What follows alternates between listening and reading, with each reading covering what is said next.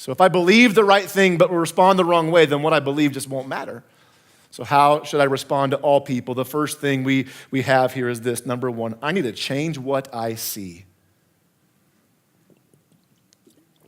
I need to change what I see.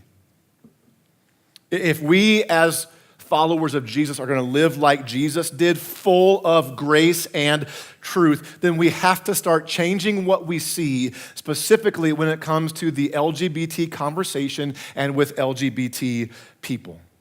I want to introduce some people to you today. They're not here physically, but these chairs represent them, and we'll use these chairs throughout the series. This first chair, we're going to call this guy Bob.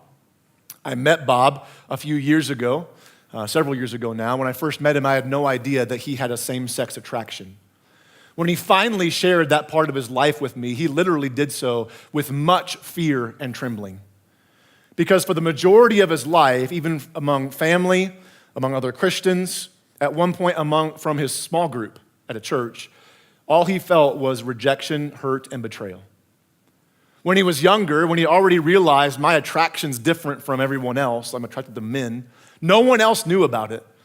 But he and his sibling were hanging out with their dad one day, and the dad started making derogatory comments towards gay people. His sibling asked their dad, "Dad, what would you do if one of us were gay?"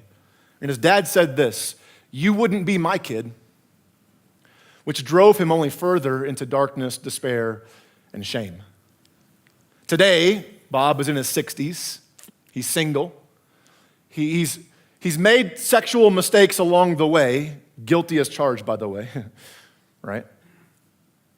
But he is passionately in love with Jesus, doing his best to follow Jesus with his life. Bob does not believe that God or the Bible affirms gay sex or gay marriage. Therefore, he's living in his 60s as a single, celibate, gay Christian.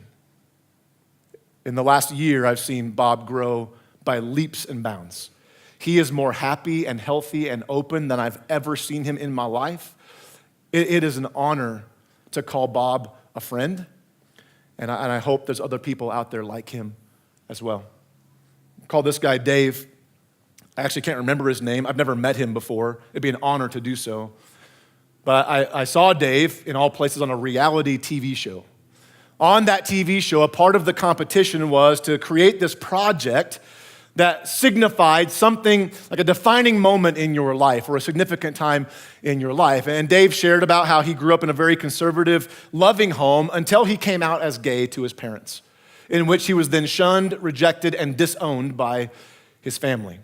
His significant moment that his project was based on, he talked about how later on in life he has now found a gay man, fell in love with his life partner, and one day at Dave's place of work, a bouquet of roses was delivered to him.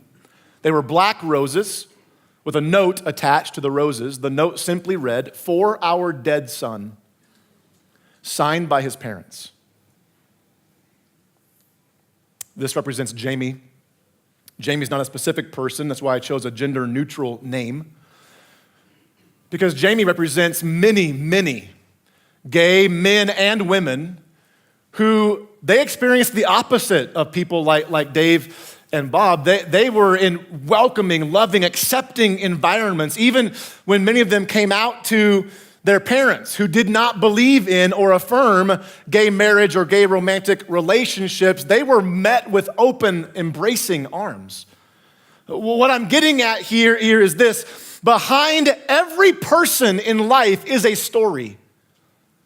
And how dare we ever engage this conversation or engage a gay person or any person without feeling the weight of their personal story? Like, not all gay people are the same, just like not all people are the same. We have similarities, but we have a uniqueness as well, that we are each a person made in the image of God himself. Jesus modeled that. He could have walked into Jericho and just went along with what everyone else saw when they saw Zacchaeus, a despised tax collector. But Jesus saw the person first. This is huge, by the way, that Jesus did not always affirm what people chose to do. But Jesus always affirmed every person. That'll preach right there. And we do well to do the same as his followers, just to treat people with human dignity as being an image bearer of God. If I believe the right things but respond the wrong way, then what I believe won't matter. So how should I respond to all people? I've got to change what I see.